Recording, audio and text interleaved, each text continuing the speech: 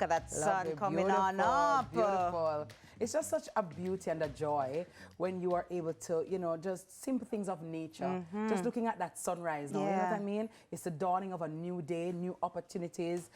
You know, just another day above ground, you know? It's just so heartwarming to see all of that, and we're just so grateful. Yeah. Welcome back to Sunrise. Thanks so much for still being with us. It's 6:17 a.m. on this lovely Thursday morning, and that means it's time for your Thursday morning headlines, so we're going to jump right into it. Shall we, Mrs. Kitty? Yes, Ready? ma'am. All right, let's do it. So talks begin on elder care law, a promise to our elders. That's how Senator Professor Floyd Morris described the effort to craft Jamaica's Elderly Care and Protection Act. Jamaica's birth rate has seen a sharp decline over the decades. We've been talking about that, leading to an aging population.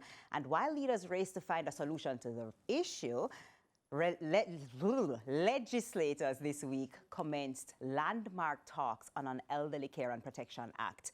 The motion, unanimously approved in October, aims to address the neglect, disrespect, and lack of protection faced by over 350,000 Jamaicans classified as seniors, all of whom, regrettably, are among the most vulnerable.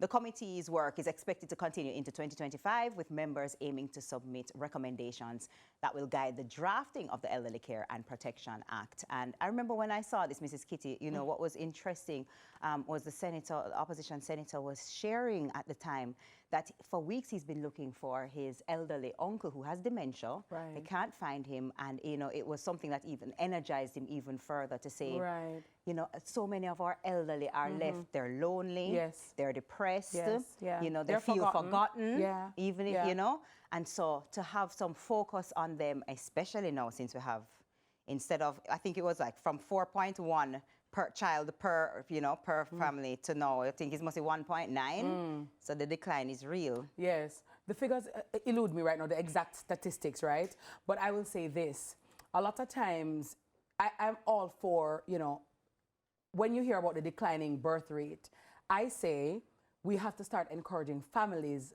and not just having more children, because a lot of these people who are forgotten, who are ostracized, who are left alone, they have children. So obviously it's not a matter of having children, that's the problem. A lot of people, sometimes people say, oh, you're got dead alone, or you're not going to have nobody to get a look of water when you're old. Many of the people who are in homes or who are left aside, they have children who not give them the water, not giving them anything. So for me, I want us to try to promote fostering family, right? Because when you have that great family tie and that great family bond, then you will understand that, you know, it is incumbent upon you to take care of your aging parents, you know what I mean? Because your parents would have taken care of you. But then a lot of times, you know, you want the care when you're old. But the truth is, when you did young TK and have the children, you never treat them good.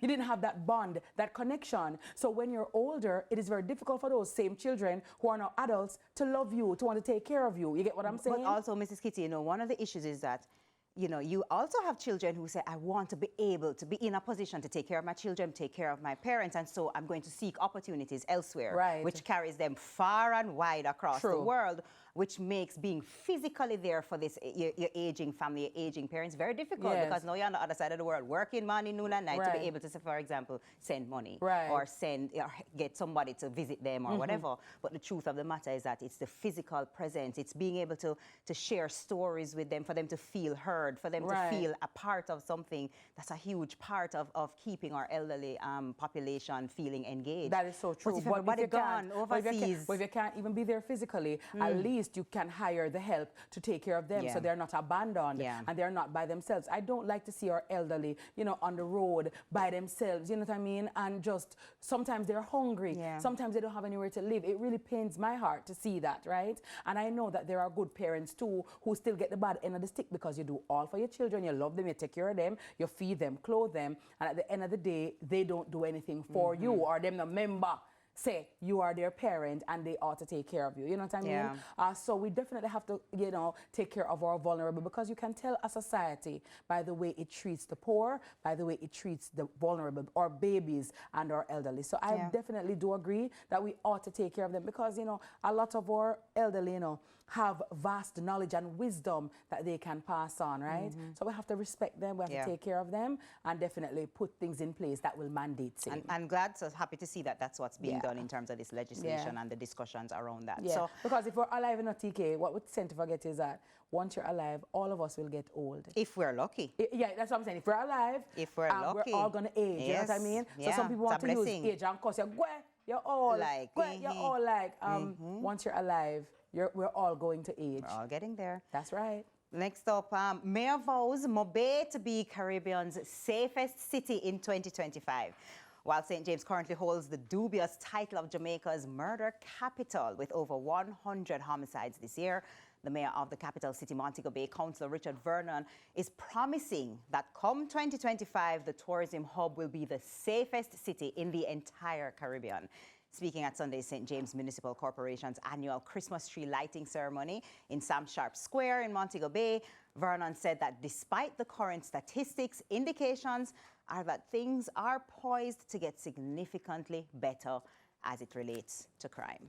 Right, well, A lofty goal, but you know what? you have to dream big. Exactly. dream How big. we do it in person is how you do it for a nation. You set lofty goals and you go hard at it. So we're hoping, the entire country hopes that this goal comes to fruition. And TK, it's attainable if we're serious, you know. Yeah. If we're serious as a people, if we're sick and tired of being sick and tired of crime and violence, it can be done. Yeah. If all hands are on deck and we're really serious about it, we can do it. Yeah. Whether or not we want to go there and do what is necessary for us to achieve it. Yeah. But it is quite attainable. So let us see. Guess what? Thank you, TK, for those headlines. It is now time for us to take a break. And when we return, it's over to the kitchen where I see a lovely display. Ooh. Oh, that is making me salivate already. Tis the season with Caribbean passion, and we have a passion for the food, and I know you have a passion for sunrise. So please stay tuned. There's more right after this.